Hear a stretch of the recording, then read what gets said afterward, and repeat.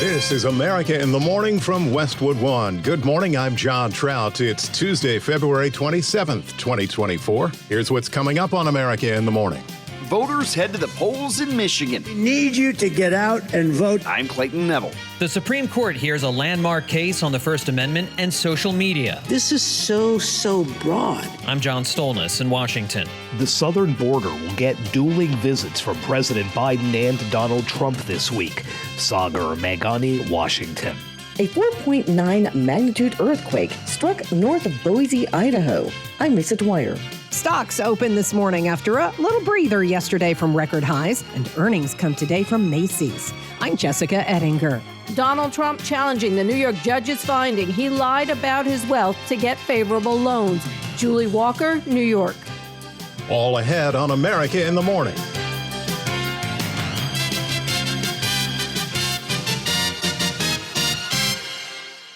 Voters in the Wolverine State head to the polls today in the Michigan primary, and there's plenty at stake, not just for Nikki Haley in her battle against Donald Trump, but for President Biden as well. Correspondent Clayton Neville sets the stage. Voters in Michigan who haven't voted early or haven't cast a ballot by mail are headed to the polls today to vote in the presidential primary. We need you to get out and vote to set the stage for November. Go vote. Former President Donald Trump, the Republican frontrunner, and coming off a big victory over candidate Nikki Haley over the weekend in South Carolina. We're going to win a monumental victory in the Michigan Republican primary. Haley's been campaigning in Michigan ahead of the primary and seemingly hasn't slowed down since the loss in her home state. We'll keep fighting for America, and we won't rest until America wins. She's ramping up the rhetoric surrounding her opponent's ages, Biden over 80 years old and Trump close to it. Don't you think it's finally time we had term limits in Washington, D.C.? Don't you think we need to have mental competency tests for anyone over the age of 75? For Republicans in Michigan, the primary results will determine 16 of the state's 55 RNC delegates. The other 39 will be delegated at a state party convention on Saturday. For Democrats, it's pretty straightforward. 117 delegates up for grabs. It's a state Biden won in 2020, but the president getting pushback from residents who voted for him then, at least some of them. The group listened to Michigan, ramping up the pressure, calling for an end to America's support for Israel. It's also demanding a ceasefire in Gaza and threatening its support for the president this election year. I'm Clayton Neville. How free should free speech be on the internet? That was at the center of a case brought by the states of Florida and Texas before the Supreme Court. John Stolnis has the story from Washington. The justices appeared torn during oral arguments about whether the lawsuit brought by the two states that forbids social media companies to ban content or users from their platforms violated free speech First Amendment rights. Florida Solicitor General Henry Whitaker says his state's law simply attempts to provide a level playing field for everyone who uses social media. The consistency provision, which is really the heart of our law, just says to the platforms, apply your content moderation policies consistently. Critics argue a pro-Nazi user should not be allowed access to the same platform as a regular internet user. Chris Marchese, arguing on behalf of the tech companies, says the states are trying to stifle his clients' free speech. The government cannot violate the First Amendment, and it especially cannot do so in the name of preserving free speech. That is Orwellian. At issue is whether sites like Twitter, Facebook, and others should be allowed to have the same editorial freedom as newspapers with regard to content moderation, or whether they should be free and open for everyone to access, like telecommunication companies. Justices Sonia Sotomayor and Amy Coney Bryant appeared skeptical of the state suits and wondered if there are unintended consequences to consider. This is so broad. It's covering almost everything. We're talking about the classic social media platforms, but it looks to me like it could cover Uber. It looks to me like it could cover just Google search engines, Amazon Web Service, and all of those things would look very different. Whitaker himself admitted they are in uncharted legal waters. That's part of the problem in this case, is that we don't have a sense of, the record has not been fully developed to answer that questions. So we're kind of litigating in the dark here. Florida Governor Ron DeSantis urged the court to uphold the law and protect the free speech of all in Florida. Whatever the court decides, we're going to make sure that we're doing everything we can to ensure that people have a right to speak in these public forums. We want more speech, not less speech. The laws were enacted in the wake of Twitter banning Donald Trump while he was in office. They argue social media unfairly censors conservative viewpoints. The court is expected to make a ruling in June. John Stolnis, Washington. Trump and Biden set to visit the southern border. When America in the Morning continues after these messages.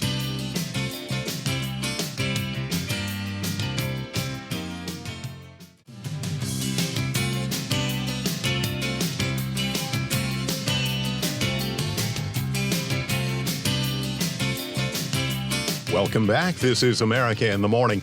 On the likelihood of any severe weather developing today, here's AccuWeather.com meteorologist Matt Rindy. We are looking at a significant clashing of the atmosphere moving through the central U.S. today. A powerful storm and associated cold front will be moving eastward through the Great Lakes into the central and southern plains. As this colder air moves through these areas, there will be some snow developing from the central Rockies into the plains from Nebraska into the eastern Dakotas, then continuing into Minnesota. There can be several inches of snow in the plains, but as much as a foot of snow in the Colorado Rockies.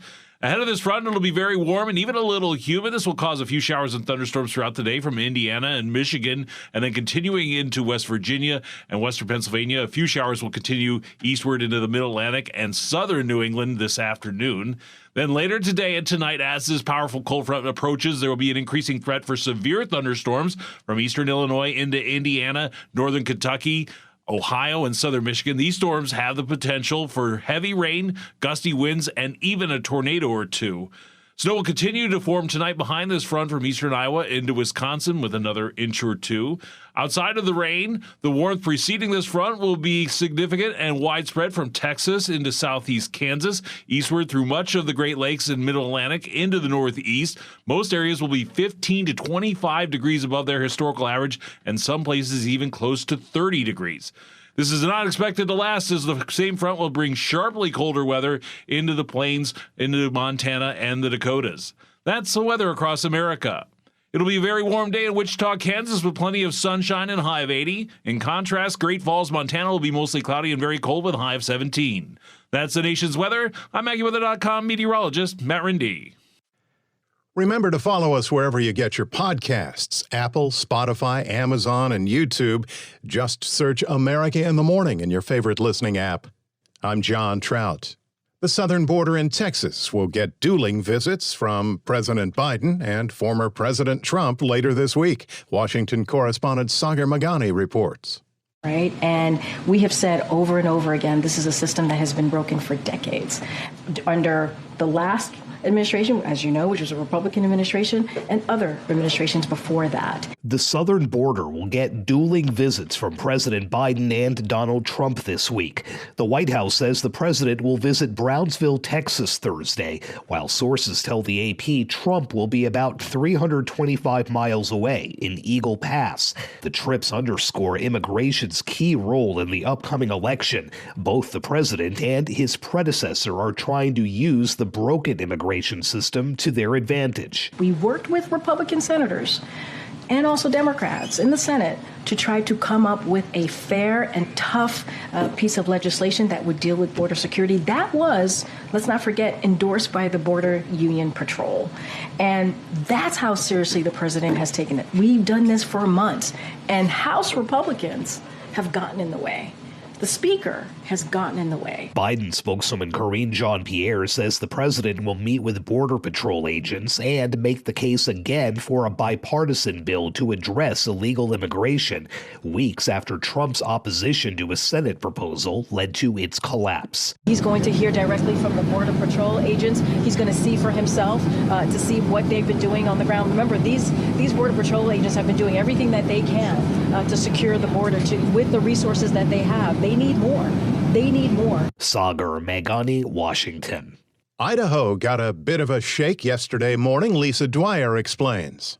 A 4.9 magnitude earthquake struck north of Boise, Idaho, but apparently did not cause major damage or injuries. Two smaller earthquakes were also felt with magnitudes of 2.7 and 2.8. The Idaho Statesman says that the larger earthquake is the largest in Idaho since a magnitude 6.5 quake occurred in March 2020. The quake was felt in Idaho and into eastern Oregon. I'm Lisa Dwyer. When America in the Morning continues, an update on housing industry numbers, and JP Morgan CEO cautions investors after these messages.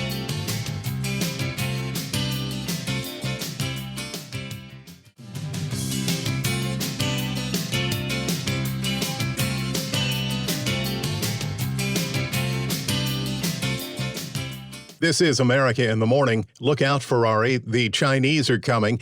Tesla's Asian rival EV automaker BYD is branding it their new supercar, an electric vehicle that reached top speeds of 192 miles per hour. And like the EV version of the Ferrari, it can reach 0 to 60 in just 2.5 seconds. It's called the U9.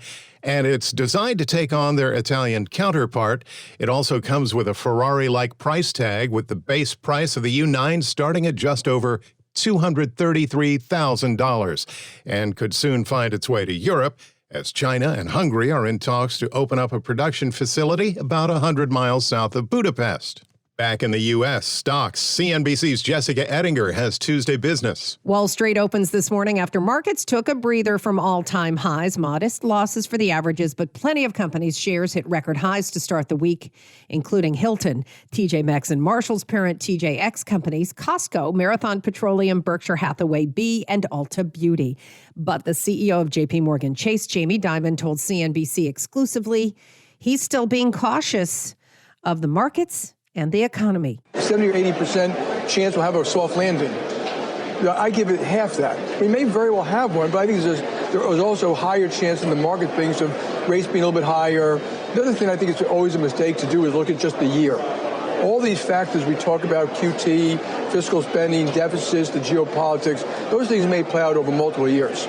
But they will play out and they will have an effect, and we just don't know what they are. So I'm just, in my mind, I'm kind of cautious about everything. JP Morgan Chase CEO Jamie Dimon on CNBC.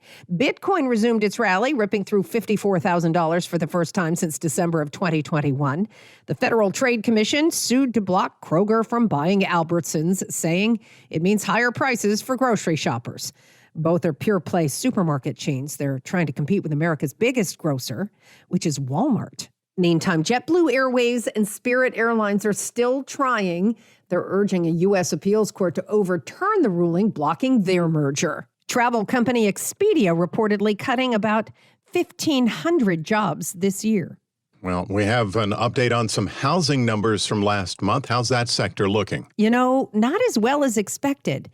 Existing home prices are so high and there's so little out there that's affordable. A lot of would-be home buyers have been heading for new construction.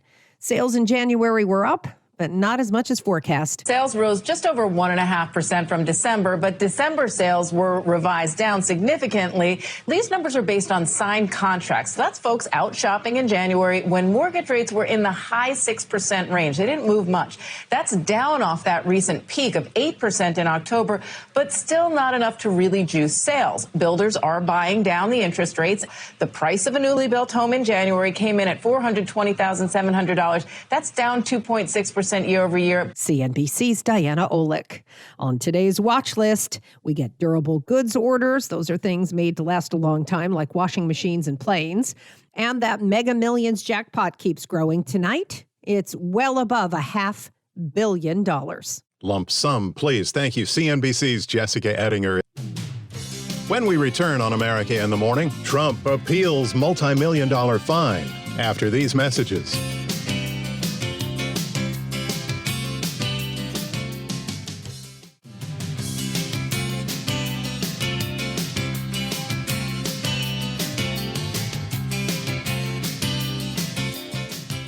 Welcome back. This is America in the Morning. Attorneys for Donald Trump filed notice appealing the $454 million judgment in his New York civil fraud case. Correspondent Julie Walker is following details. His lawyers filing the notice of appeal to overturn the ruling in the state attorney general's case against him, something the Republican frontrunner for president has been using as he continues to campaign for his party's nomination. The level of hatred from these judges, there's no way you get fair trials. The level of hatred from prosecutors. If Trump loses his appeal, he'll have to give up a sizable chunk of his fortune. The judge ordering him to pay $355 million in penalties with interest. That's grown to nearly $454 million. The total increasing by nearly $112,000 per day until Trump pays. Julie Walker, New York. The head of the Republican National Committee announced she's stepping aside as the party ramps up for the 2024 election. Correspondent Jennifer King has the story. Under pressure from national leadership, Ronna McDaniel, chairwoman of the Republican National Committee, says she will leave her post on March 8th when the party is holding an event in Houston. McDaniel has become a target of Donald Trump as the GOP presidential frontrunner moves towards an expected nomination and asserts control over the party. Trump says his preference for chair would be for North Carolina GOP chair Michael Whatley, a veteran operative focused in recent years on the prospect of voter fraud, and his daughter-in-law Laura Trump as committee co-chair. The RNC has a 168-member governing body that's expected to approve Trump's choices. McDaniel announced her decision in a statement Monday morning, saying she will allow the nominee to select a chair of their choosing. She was a strong advocate for the former president, but has taken blame for the 2020 loss and the party's shortcomings on races over the last 2 years. Jennifer King, Washington. America in the Morning for Tuesday, February 27th, 2024 is produced by Jeff McKay. Senior producer Kevin Delaney. I'm John Trout. This is Westwood One. This is America in the Morning from Westwood One. I'm John Trout. Coming up this half hour, more fallout from the murder of a Georgia college student. I'm Clayton Neville. Debate over the cause of death of an Oklahoma teen. Jennifer King has that. A letter containing an unidentified white powder was sent to the Florida home of Donald Trump Jr. I'm Lisa Dwyer. A couple living their lifelong dream are missing, and 3 fugitives are in custody. I'm Katie Clark with details. Prosecutor wants Trump gag order, and passengers finally allowed off a cruise ship. We'll have those stories. A date has been set for the involuntary manslaughter trial against actor Alec Baldwin. I'm Archie Zaraletta with the latest. And a Christmas tree causes a woman to lose a court case. Back after these messages.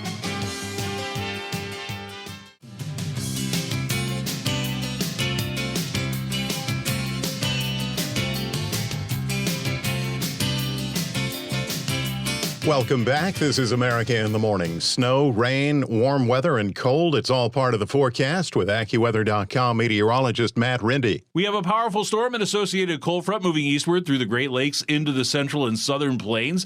As this colder air moves into these areas, there will be some snow from the central Rockies into the plains from Nebraska into the eastern Dakotas and continuing into Minnesota, where there could be several inches of snow in the plain states, but as much as a foot of snow in the Rockies.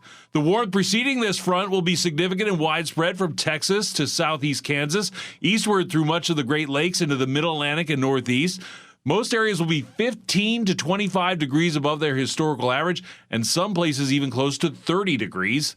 Also ahead of this front, it will be a little humid. This will cause a few showers and thunderstorms throughout the day from Indiana and Michigan, continuing into West Virginia, western Pennsylvania, with some showers also developing in the middle Atlantic into southern New England this afternoon. Later today and tonight, as this powerful front moves into the Great Lakes, we'll see an increasing threat for severe weather from Illinois into Indiana, northern Kentucky, Ohio, and southern Michigan. These storms will have the potential to produce heavy rain, gusty winds, and even a tornado or two. And then sharply colder weather behind the front will build through the Dakotas into Montana, where high temperatures will struggle to get out of the single digits in some places. And as the colder air builds into these areas as well, we'll see a few snow showers in the northern Rockies into Wyoming. Along the west coast, there'll be lingering showers along southern California's coast from a weak area of low pressure, but another powerful storm will be moving onshore today and tonight in the northwest, with rain and heavy snow developing. Some places in the northern Cascades will get 6 inches or more by Wednesday morning. That's the nation's weather. I'm AccuWeather.com meteorologist Matt Rindy. Follow us wherever you get your podcasts. Apple, Spotify, Amazon, and YouTube. Just search America in the Morning in your favorite listening app.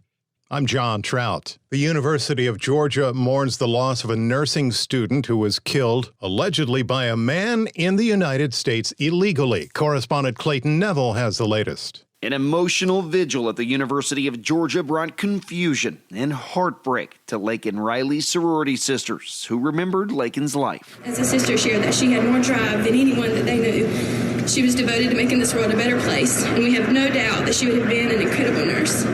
It is absolutely earth-shattering to think that the world will never have that opportunity, but the impact that she made within her 22 years was enough to last a lifetime and beyond. Investigators say Riley went out for an early morning jog, and when she didn't return home, her roommate called police. The 22-year-old's body was eventually found, and 26-year-old Jose Ibarra was arrested last week and charged with malice murder, felony murder, false imprisonment, and other charges. He's not a U.S. citizen, and immigration officials say they now have a detainer on him. This president and this, so-called czar of the border, vice president, did not do that. And they were hoping the American people were going to ignore this issue. And now we have a dead young woman because of it. Georgia Governor Brian Kemp spoke with Fox News and said that Riley's murder was preventable. He blamed the Biden administration for not securing the southern border. This as President Biden prepares to visit the border on Thursday. Press Secretary Karine Jean-Pierre. Obviously, he's going to meet with frontline folks who work on the ground, including Borders Patrol agents, hear directly from them. Biden's calling for accountability in the Georgia college student's death. Police referring to the killing as a crime of opportunity, where they say the suspects saw Riley and bad things happened. I'm Clayton Neville. The death of an Oklahoma 16-year-old who identified as non-binary may lead to hate crime charges. Correspondent Jennifer King reports. Vigils were held around the country for Next Benedict, a non-binary teenager who died the day after they told police they were beaten by other students in a girls' bathroom at Owasso High School in Oklahoma near Tulsa. Vigils were held in Owasso, Tulsa, Boston, New York, Minneapolis, and El Paso, Texas. A lot of people are feeling really alone right now. Julie Kaur attended the Owasso vigil. Kaur is a psychologist. There's a lot of people who are really, really, really scared and really scared to be here in Oklahoma. Gianna Alvarez attended a vigil in Tulsa. I hope that the family can do everything in their power to get justice for Next. Audio courtesy KTUL. This particular death has struck the world, that there are vigils all over the United States. I have friends in other countries that are asking me about this, and here it is in Owasso. Benedict's family says Next was bullied at school. They were talking about us in front of us. Mm-hmm. And so I went up there and I poured water on them. Okay. And then all three of them came at me. During a hospital interview, police told Benedict and their mother they could press charges but might also be held responsible for instigating the fight. I will absolutely do a report. If that's what you want, I can do. Okay, but I'm just letting you know. If the other party wants to do the same thing, she's going to be, the assault will be on her as well. Because she first assaulted. She was the one who initiated it, essentially, because you got freedom of speech. You can do all this all day long. Mm-hmm. The action of physically, the moment she threw that water, you've now assaulted somebody. You made the first jab. Just because it doesn't make it right, but they defended themselves, quote unquote. But police do not plan to comment further on the cause of death until other autopsy results are completed. I'm Jennifer King. There was a security scare for one of the sons of former President Donald Trump. Correspondent Lisa Dwyer has details.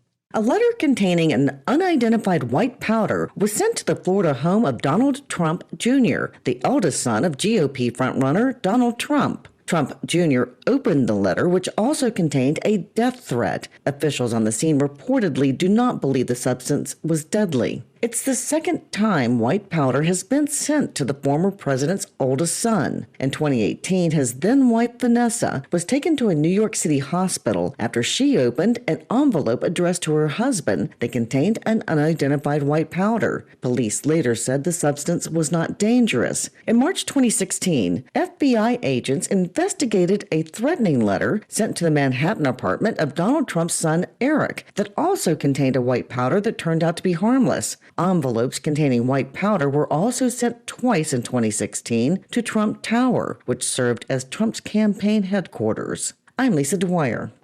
2 Americans taking the trip of a lifetime are presumed dead in the Caribbean after vanishing from their yacht trip. As Katie Clark reports, local authorities found enough evidence to make several arrests.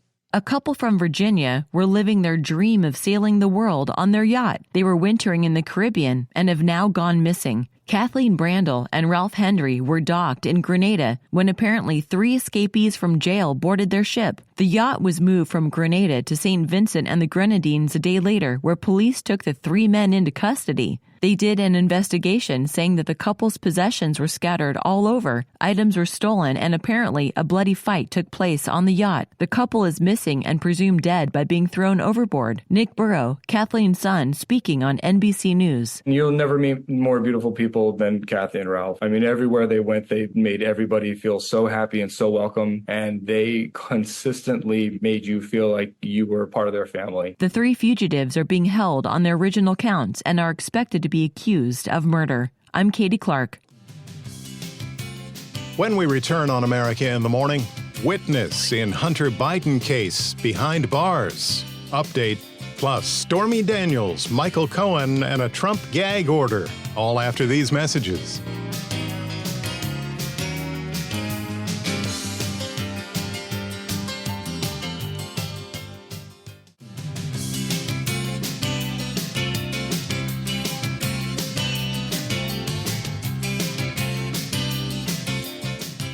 Welcome back. This is America in the Morning. I'm John Trout. One of the witnesses at the center of the House impeachment inquiry into President Biden and the investigation into his son Hunter will remain behind bars for now. Washington correspondent Sagar Meghani reports. The ex-FBI informant charged with making up a bribery scheme involving the Biden family will stay in jail while awaiting trial. Alexander Smirnov claims to have ties to Russian intelligence, and prosecutors worried he might try to flee the country if released. So a federal judge in Los Angeles has ordered Smirnov to remain behind bars. That reverses an earlier order from a different judge who had released Smirnov. The informant was taken into custody again last week. He's charged with falsely telling the FBI that executives of a Ukrainian energy company had paid President Biden and son Hunter millions each around 2015, a central claim to the GOP impeachment inquiry of the president. Sagar Meghani, Washington. In New York City, prosecutors in Donald Trump's New York hush money criminal case have asked a judge to impose a gag order, which his legal team plans to fight, along with trying to stop Stormy Daniels and former Trump attorney Michael Cohen from testifying. Correspondent Shelley Adler reports. Citing what they call Donald Trump's long history of making public and inflammatory remarks about people involved in his legal cases, the Manhattan DA's office has asked for a narrowly tailored gag order ahead of next month's trial. That order would bar Trump from making or directing others to make public statements about potential witnesses and jurors, as well as statements meant to interfere with or harass the court's staff, prosecution team, or their families. These repulsive abuses of power are not just an attack on me. They're really an attack on you and all Americans. It's a disgusting thing. The request did not include District Attorney Alvin Bragg. Jury selection in the case is scheduled to begin March 25th. I'm Shelley Adler. Also from New York, there was a remembrance ceremony to honor the victims on the anniversary of the 1993 World Trade Center bombing. Correspondent Julie Walker reports. The Port Authority of New York and New Jersey holding a memorial mass Monday in Manhattan, marking the day a van with explosives was set off in the garage of the original World Trade Center, killing 6, injuring more than 1,000. Charlie Makish was the Port Authority's World Trade Center director at the time, offering a prayer of intercession. That the agents of terrorism and violence will come to see the futility of their ways and turn to the paths of peace and reconciliation. 6 people were convicted. A 7th remains on the FBI's most wanted list, the bombing, a harbinger of the 9/11 terror attacks.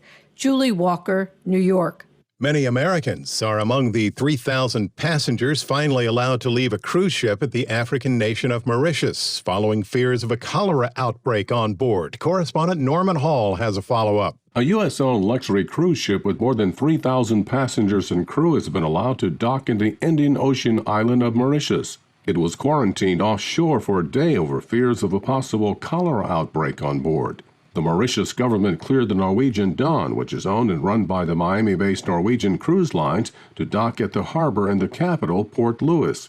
Health officials found no traces of cholera in tests conducted on the ship's water. Authorities blocked the ship from docking Sunday because 15 people on board were ill with vomiting and diarrhea. The government said the passengers had mild cases of the viral infection gastroenteritis. I'm Norman Hall. Big tech investment companies are betting heavily on new tech robot startups. Here's Chuck Palm with that in today's Tech News. Amazon founder Jeff Bezos, NVIDIA, and other big technology names are investing in a robot startup group called Figure AI that develops human-like robots. Bezos has already committed $100 million through his firm Explore Investments, and Microsoft is investing $95 million, while NVIDIA and Amazon-affiliated funds are providing $50 million. Bloomberg has reported that they're raising about $675 million in funding rounds that carry a pre-money valuation of about $2 billion. Investments in AI startups have sparked after the launch of OpenAI, and investors are sensing an opportunity, betting that these startups might outpace their rivals. In crypto news, BlackRock's Bitcoin exchange-traded fund records an all-time high of $1.3 billion in single-day volume. Bitcoin reached nearly 55,000 today on the announcement, and Ethereum at 3,173. For more tech news, visit allthetoptech.tech. I'm Chuck Palm. This is America in the Morning. Robert Workman Sports is sponsored by Untuck It. Shop online at untuckit.com or at our 80-plus stores for the perfect fitting untucked shirt. Untuck It. For the first time this basketball season, the Houston Cougars are number one, grabbing 53 of 62 first-place votes from the writers and 25 of 32 from the coaches. Connecticut's 6-week reign at the top ends, the Huskies falling to second in the coaches' survey, third in the AP, separated from Purdue by just a point in each. Last night, number 9 North Carolina edged Miami. Senior R.J. Davis set a Smith Center record with 42 points, 21 in each half for the Tar Heels. NBA, the Knicks nipped the Pistons 113-111 on Josh Hart's layup with 3 seconds left. That just sums up our team, sums up our city, man. We grind, we fight, we scratch, we claw, and we find a way. Jalen Brunson led New York with 35 points. Heat held off the Kings for their 4th win in a row. 28 for Bam Adebayo. Sacramento's Domantas Sabonis notched his league-leading 20th triple-double. Raptors topped the Pacers, Toronto 3-0 since the All-Star break, and the Nets ripped the Grizzlies, giving interim coach Kevin Ollie his first NBA victory. Soccer, the U.S. women lost to Mexico 2-0 to wrap up Group A play at the CONCACAF W Gold Cup, the first goals the American women have allowed in the tournament, and the first by Mexico versus the U.S. in 14 years. Both teams advanced to the quarterfinals this weekend. NHL, the Capitals doubled up the Senators 6-3, taking control with 2 goals in 14 seconds late in the first period. Hendrix Lapierre scored twice. I had a blast playing with these guys tonight, and I'll take the couple bounces and the goals, and I thought it was a great effort from everyone. It's fun to see guys up and down the lineup contributing, so I feel like there's an energy right now that's special in this room, and guys are focused, so it's great. Oilers scored twice in the third to usurp the Kings. Islanders shaded the Stars in overtime, and the Kraken nipped the Bruins in a shootout. That's Tuesday Sports. Thank you, sir. When we return on America in the Morning, trial proceeds for Alec Baldwin and how a Christmas tree was a woman's undoing. After these messages.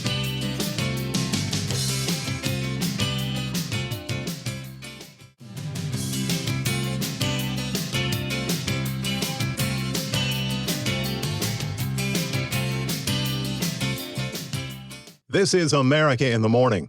A trial date's been set for actor Alec Baldwin for charges connected to the shooting on the set of the movie Rust. Correspondent Margie Zaraletta is following proceedings. A judge in Santa Fe, New Mexico has called for jury selection to begin July 9th for Alec Baldwin's trial, with opening statements the next day. The trial is expected to last 8 days. In 2021, Baldwin was pointing a gun at cinematographer Helena Hutchins during a rehearsal for the movie Rust when the gun went off, killing Hutchins and wounding director Joel Souza. The weapons supervisor on the movie, Hannah Gutierrez-Reed, is currently on trial for involuntary manslaughter. The proceedings of that trial hold implications for Baldwin. He faces up to 18 months in prison if convicted. I'm Archie Zaraletta. Kevin Costner has dropped a new trailer for his upcoming epic Western series. Kevin Carr has details. Kevin Costner is looking to redefine Westerns again with his upcoming theatrical series, Horizon, an American Saga. Hi, I'm Kevin Costner, and I wanted to invite you to see Horizon, the American Saga trailer. It's something I've been thinking about for a long time. Costner debuted his trailer for the first installment of the series on Monday. You and I are standing guard in one of the last great open spaces. 4 films are planned, with the first part coming to theaters on June 28th. The second part will hit just 2 months later on August 16th. Parts 3 and 4 have not yet begun production. There's no army off this earth that's going to stop those wagons coming. The Oscar-winning filmmaker has been working on the project for more than 6 years. After failing to get a single film made, he broke the story into 4 parts. All I'm trying to do is get as many of us as I can, as far as I can. Horizon tells a story of post-Civil War America as settlers expanded westward. It includes multiple aspects of the country's history, including tensions among settlers, their government, and the indigenous people already on the land. Haven't had much need of it yet. In recent years, Costner has become best known for another Western saga, Yellowstone. However, the filmmaker's commitment to his Horizon project has cast doubts on his involvement in the second half of the hit TV series' final season, set to debut later this year. Horizon, an American Saga, stars Costner, Sienna Miller, Danny Houston, and Sam Worthington. I'm Kevin Carr. A woman in Ireland lost a court case because of a Christmas tree. A 36-year-old woman had claimed that a car accident in 2017 left her with debilitating pain and unable to lift anything heavy, even forcing her to stay in bed for days due to her claims of back, neck, and spine injuries, and, as she said, unable to lift groceries or even play with the kids.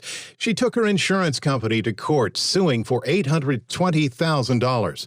Before the judge could rule, a picture of the woman showed up in a local newspaper, and in that photo, she was seen taking part in the annual Christmas tree toss competition, where contestants hurl their holiday tree as far as they can throw it. The good news for Kamala Grabska: she was strong enough to win the Old Lumberjack competition in the town of Ennis. The bad news? That picture, and one showing her play wrestling with a Dalmatian dog, allowed the judge to dismiss her case. No word on whether the judge mumbled under his breath, "Merry Christmas," before the gavel fell. America in the Morning for Tuesday, February 27th, 2024, is produced by Jeff McKay. Senior producer Kevin Delaney. I'm John Trout. This is Westwood One.